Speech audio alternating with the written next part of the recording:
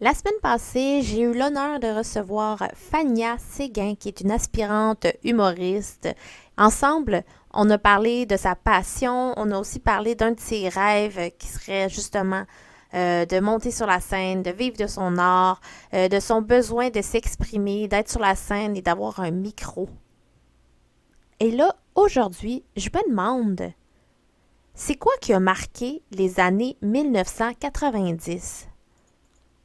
Je m'appelle Coralie Dubo et bienvenue dans mon podcast Un bon moment. J'ai envie de te parler des années 1990 parce que je trouve qu'il y a eu pas mal de choses qui s'est passées, mis à part ma naissance qui est dans les années 1993. Je trouve qu'il y a pas mal de choses à dire, puis des fois, j'ai un peu la nostalgie de ces années-là. Je me souviens que c'était le fun. C'était dans le temps où les cellulaires puis les ordinateurs portables commençaient à émerger. Windows, MSN, tout ça, ça commence à émerger. Puis le monde commence à être un peu plus friand sur la technologie. Donc la technologie évolue de plus en plus et plein de personnes y adhèrent et trouvent ça intéressant. MSN, je pense que c'est le plus grand regret que j'ai. C'est de ne pas avoir pu profiter au maximum de ce médias sociaux. Pour ceux qui ne savent pas, ben MSN, c'est vraiment comme une plateforme un peu comme Messenger où tu peux parler avec du monde. Puis qu'est-ce qui était le fun, c'est que tu pouvais changer, exemple, le nom de ton username, qu'on appelle en anglais, là, ton prénom. Tu pouvais autant t'appeler Bernard que Germaine. Puis c'est pas grave parce que le monde savait qui t'étais juste à cause de ton adresse courriel. Je m'en souviens, il y en a une qui aimait beaucoup ça écrire quand est-ce qu'elle sortait avec son chum. Elle écrivait comme Benjamin avec plein de cœurs, puis elle écrivait 3 mois. Puis exemple, le mois suivant, elle écrivait 4 mois. Ou des fois, c'était même plus Benjamin, c'était Olivier, 1 mois. Fait qu'en même temps, tu apprenais que, elle sort plus avec Benjamin. Maintenant, c'est Olivier. Des fois, je me souviens, j'écrivais le nom de mes best friends en dessous comme nickname, tu sais, là, tu avais comme un username où c'est ton prénom principal, puis en dessous, tu pouvais écrire comme des citations, puis ça suivait ton nom sur MSN. Moi, j'aimais ça écrire des citations. Personnellement, c'était plus comme un de perdu, 10 de retrouvé, ou souris, la vie c'est du fromage. J'avais beaucoup d'amis, eux, ils écrivaient le nom de leurs meilleurs amis. Tu sais, exemple, t'écrivais, je sais pas moi, Jessica, virgule, Marie-Pierre, virgule, et Simone, virgule. Mes meilleurs amis. Wow! Puis là, il y avait plein de cœurs puis de fleurs. Moi, ce qui me choquait souvent là-dedans, c'est que quand mon nom était en deuxième, ça voulait dire que, je suis sa préférée, mais comme en deuxième. Parce que si j'avais été vraiment le numéro un, ben, elle aurait écrit mon nom. Elle aurait écrit Coralie, Marie-Pierre, puis Delphine. Elle aurait pas écrit Marie-Pierre, Coralie et Delphine. Tu comprends? Ouais, Delphine était toujours la troisième roue du carrosse. C'est ça, les années 1990, je trouve ça intéressant parce qu'il y a aussi, il y a eu plein de films qui ont marqué ma jeunesse puis que je savais pas que c'était dans les années 1990. Par exemple, il y a eu Forrest Gump. Forrest Gump, c'est un de mes films préférés, honnêtement. Si tu n'as jamais écouté ça, écoute-le. C'est historique, c'est vrai. Puis c'est surtout que le personnage principal, c'est un autiste. Forrest Gump relate un peu les événements marquants aux États-Unis. Donc, il y a eu la guerre du Vietnam, il y a eu l'apparition de la télévision. Donc, tous les événements historiques qui ont marqué majoritairement le monde sont transposés dans ce film où le personnage principal est en amour avec sa meilleure amie, mais celle-ci ne l'aime pas. Fait qu'il est emmené à la guerre, il rencontre un sergent quand même très autoritaire, il sauve des vies. Il y a un autre film aussi qu'on a souvent entendu parler, c'est Braveheart. C'est encore drôle parce que ben le personnage principal, dans le fond, il s'en va à la guerre. Hein, c'est justement ça. Et avant d'entrer en guerre, il crie le mot liberté. Il écrit le mot freedom. Puis là, je trouve ça assez drôle parce que, ben, le convoi de la liberté fait réellement en ce moment référence au film Braveheart. On va aussi entendre dans les années 1990 la première compagnie québécoise qui va pouvoir sortir des frontières, va pouvoir aller aux États-Unis, c'est les avions bombardiers. Donc au niveau de l'économie, on a aussi Saputo qui entre dans l'industrie, qui va être un commerce très important. Et le fameux Québécois, hein, avec Pierre-Carl Pellado. Puis il va se mettre à créer des chaînes ou des médias en lien avec ce qui se passe au Québec. Et bien sûr, les fameux couche-tard, les fameux commerces de détail qui vont justement être tellement populaires qu'ils vont pouvoir s'implanter partout au Canada, pas juste au Québec.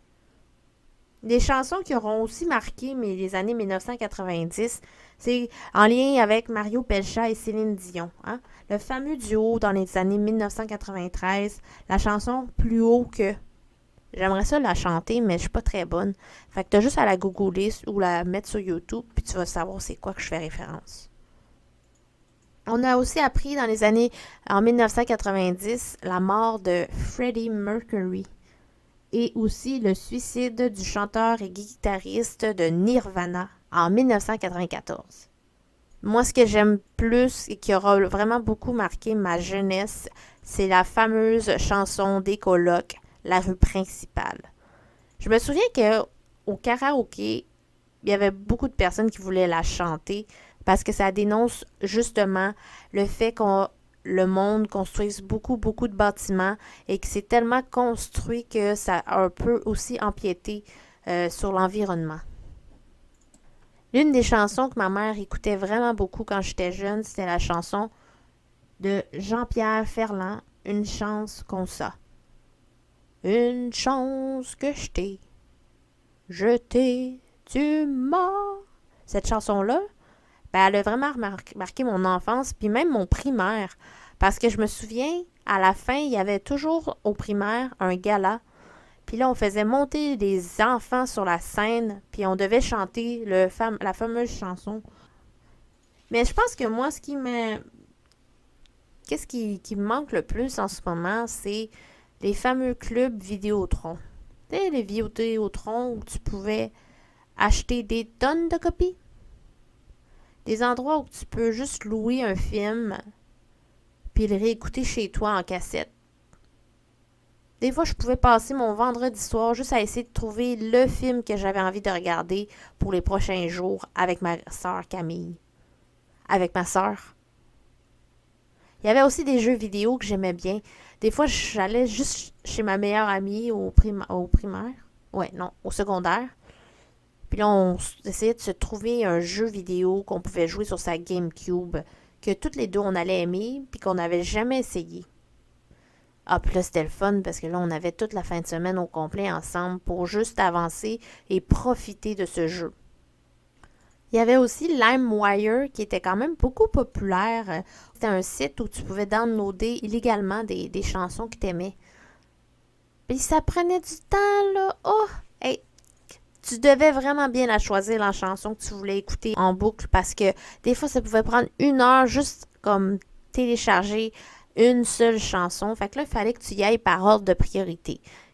Comme quelle chanson j'ai vraiment, mais vraiment envie d'écouter en premier, au point attendre 1 heure pour l'écouter, puis attendre que ça comme télécharge au complet. Dans les chansons aussi, ou les chanteuses, groupes de musique, celles qui auront totalement comme qui m'auront marqué à vie, et surtout ma famille, c'est les Spice Girls. Ah, les Spice Girls. Hey, c'était tellement populaire, là. Je pense que j'avais toutes les CD. J'avais toutes les CD, puis ma grande sœur aussi était vraiment fan. Des fois, là, c'est drôle, on organisait des spectacles juste de danse ou de chant, puis là, on faisait du lip-sync. Et là, moi, je jouais toujours la même chanteuse, là, c'était Mel C, elle s'appelait. Mel C, qui était comme le groupe, dans le groupe, était la sportive du groupe. Puis moi, je l'aimais tellement, je la trouvais tellement belle que je m'habillais comme elle. Ma grande sœur, elle m'aidait, elle allait m'acheter ou me prêtait son linge pour que je puisse m'habiller pareil comme Mel C. Et là, des fois, les vendredis soirs ou les samedis, on se réunissait en famille pour juste faire un show, là, où j'arrivais avec mes pantalons de Merci, style pantalon, jogging. Puis là, je faisais semblant de chanter avec les Spice Girls. Je me souviens pas aussi le nombre de fois que j'ai dû chanter du Laurie. Tu sais, là, Laurie qui vient de France puis qui sort présentement avec Garou, là.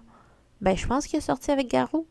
Bref, Laurie, ta meilleure amie, je serai là, toujours pour toi. Ah, cette chanson a tellement bercé mon enfance. Hey, le nombre de fois que j'ai appelé mes amis juste pour la chanter, c'est même pas croyable. Des chansons d'amour, c'était tellement mes préférées de Laurie. C'est comme si elle savait qu'est-ce que je vivais, puis là, je le vivais intensément, là, les émotions, puis elle savait tellement mettre des bons mots à bonne place, cette fille-là. Il y a eu aussi une nouvelle découverte technologique qui est apparue dans les années 1990 qui m'a sauvé de beaucoup de rencontres familiales. C'est le fameux Game Boy Advance.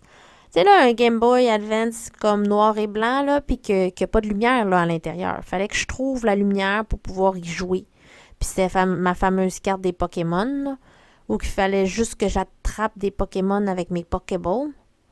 Ça m'a vraiment sauvée parce que dans les parties de famille, je trouvais ça tellement plate, les discussions d'adultes. Il n'y avait rien à faire. Tu sais, c'était soit écouter ma tante Denise parler ou ma tante Lorette et essayer de trouver un semblant d'intérêt à essayer de répondre aux questions, aux fameuses questions des ma tante comme Puis, qu'est-ce qui se passe dans ta vie? T'aimes-tu ça le piano? T'as-tu un petit chum? J'ai beaucoup joué au Game Boy Advance, surtout quand il fallait attendre que le fameux Père Noël descende de son traîneau pour nous donner des cadeaux de Noël. Ah, c'était tellement long avant qu'il arrive, là. Puis en plus, on avait fini de manger, là. Il restait juste à attendre.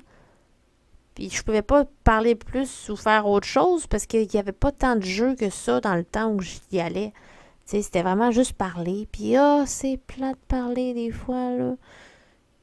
Fait que le Game Boy Advance, je faisais juste l'allumer, puis le temps il passait vite, là. Juste essayer de trouver des Pokémon. Le nombre de temps que j'ai dû sauver grâce à ça, là, c'est incroyable. Je me souviens d'un cadeau que j'avais reçu à Noël. C'était mon grand-père qui me l'avait acheté. C'était un baladeur. Ça, c'était dans le temps où que les baladeurs commençaient à être vraiment populaires. Tu sais, là, un lecteur CD portatif. Ça m'a pris du temps à accepter que c'était le fun d'écouter des CD.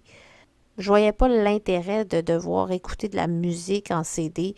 Fait que les CD, c'est que ça te faisait, ça te permettait de découvrir des nouvelles chansons qu'on n'a pas tendance à entendre à la radio, mais des fois, quand t'en pognais plus des pas bonnes que des bonnes, c'est là que c'était comme un peu, comme ça, là, un peu plate. OK, bon, ben là, je te parle de ça, des années 1990. Ben, c'est pas vraiment pas pour rien. C'est juste que mon prochain invité, la semaine prochaine, c'est un aspirant humoriste.